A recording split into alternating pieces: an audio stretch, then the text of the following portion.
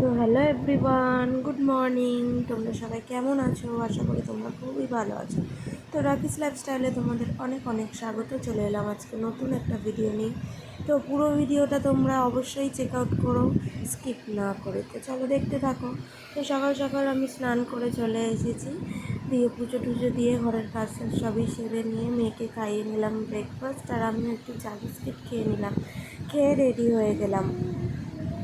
তো দেখো আমি রেডি হয়ে নিয়েছি।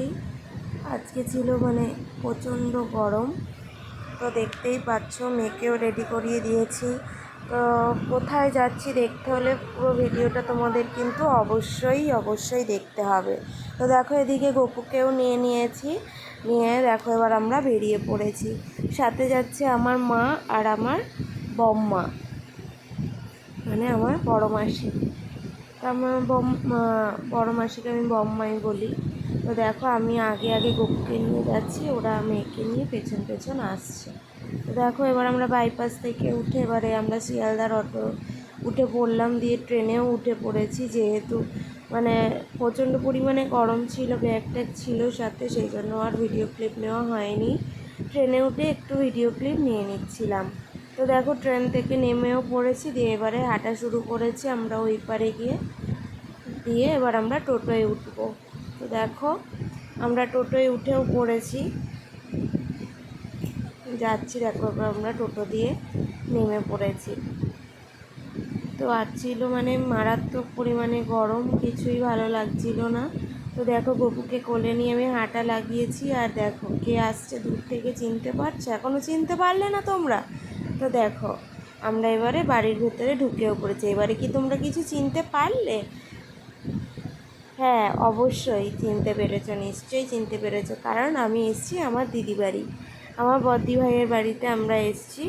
যেহেতু পুজো আছে সেই জন্য তাড়াহুড়ো করে এখানেই আসলাম।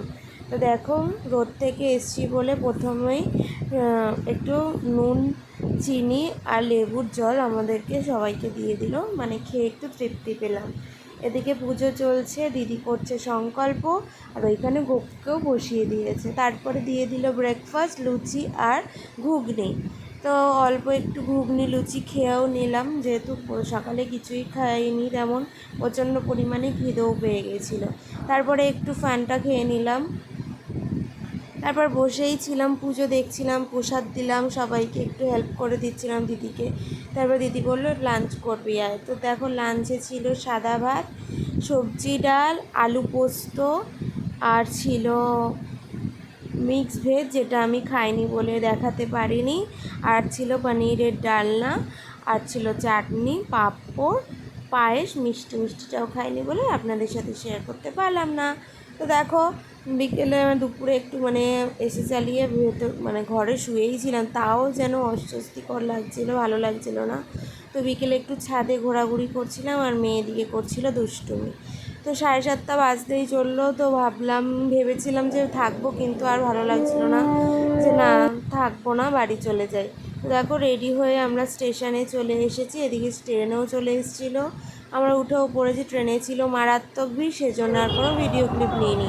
তো শিয়ালদা দিয়েই ভেবেছিলাম বিধাননগর দিয়ে যাব, তো বিধাননগর দিয়ে আর গেলাম না, যে মা বম্মারা হয়তো বাসে উঠতে পারবে না, সেই জন্য তাই আমরা শিয়ালদা দিয়ে আসলাম। তো দেখো রাতে শিয়ালদা এত মারাত্মক ভিড় ছিল, তো অটো করে উঠে আমরা নামলাম, নেমে আমরা হেঁটে বাড়ি চলে এসেছি।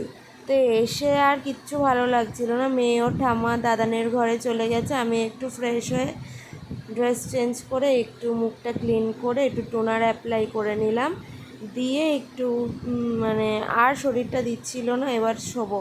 তো চলো গুড নাইট। আমার ভিডিওটা ভালো লাগলে অবশ্যই লাইক আর সাবস্ক্রাইব করো। বাই।